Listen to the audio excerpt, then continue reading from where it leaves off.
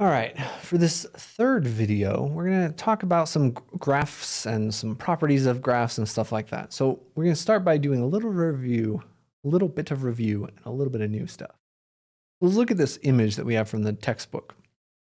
This image has a polynomial, specifically a cubic function, has x-intercepts. Remember, those are where we intersect the x-axis. That's when y is equal to 0. Then we have the y-intercept down here. That's where it intersects the y-axis, or when x is equal to 0. We have two new things called turning points. Okay, turning points is just when the graph turns from up to down, which is like the top of a hill, or from down to up, which is like the bottom of a valley.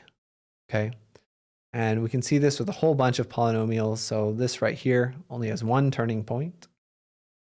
This right here, there's a turning point here, there's a turning point here, those hills and valleys. Here, two turning points, hill, valley. Here, two really itty bitty turning points, right?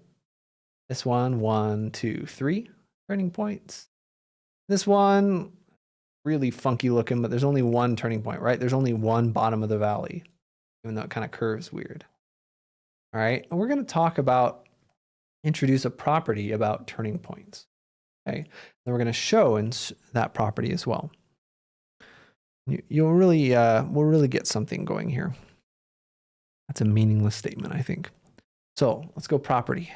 Okay, a polynomial of degree n will have at most n minus 1 turning points and n x-intercepts. There's a key phrase here, at most. So if we have a cubic polynomial, degree 3, it can only have at most 2 turning points and 3 x-intercepts. It can't have any more than that, but it could have less. All right, let's visualize this a little bit and show like the stereotype as well as what else could happen. All right. So let's go over here. I'm going to give you, well, let's look at this cubic polynomial that we already have up here. This theorem says a cubic polynomial can have at most only 2 turning points or fewer, only 3 x-intercepts or fewer. In this case, we get the max number on both, right? We had 3 x-intercepts and 2 turning points, the hill and the valley.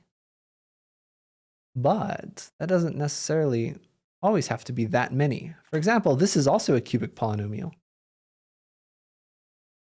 This has no turning points, right? There are no hills, there are no valleys. And there's only one x-intercept. It only intersects the x-axis at one place, right here. So that's what that word at most means. Cubic polynomial can have at most 2 turning points and at most 3 x-intercepts. It doesn't have to have that many. At most means it could have less. All right, or I could give you a polynomial like this. Say, let's say minus 1, 2, x minus 3, x plus 4. Right, this is a polynomial of degree 4. It has at most 3 turning points. In this case, right, it really does have all 3 of those turning points. It has at most 4. Because it's degree 4, at most 4 x-intercepts. 1, 2, 3, 4. So this is a case where it does have all of them. But if I add something like x to the 4th minus 4, this is also a 4th degree polynomial. It only has 1 turning point. The bottom of the hill is right here. And has only 2 x-intercepts. All right. So we're going to look at some problems from the book to really drive this home. Okay, starting with example 39. Determine whether the graph is a graph of a polynomial function. Determine the number of turning points and the least possible degree. Right here, this is a cubic function. It has a turning point here and a turning point here. It has 2 turning points. The smallest possible degree will be 3, 1 higher. Right? If it has degree 3, it will have at most 2 turning points. Okay, that's what we just did right here. This is not a polynomial function. It's going off to 0. This could look like a polynomial function. It has 1 turning point. So it's going to have at 1 turning point, which means the minimum degree will be 2.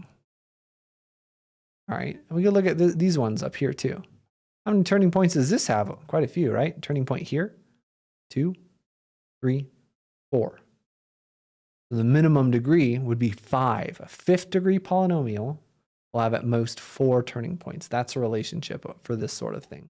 Okay, 1, 2, 3 turning points. The minimum degree is 4. And again, we do know that this is an even degree polynomial, because notice that it goes the same direction in its end behavior. Whereas something like this goes opposite directions for the end behavior. One's going up, the other's going down. All right, that's sort of how we approach these ones. All right,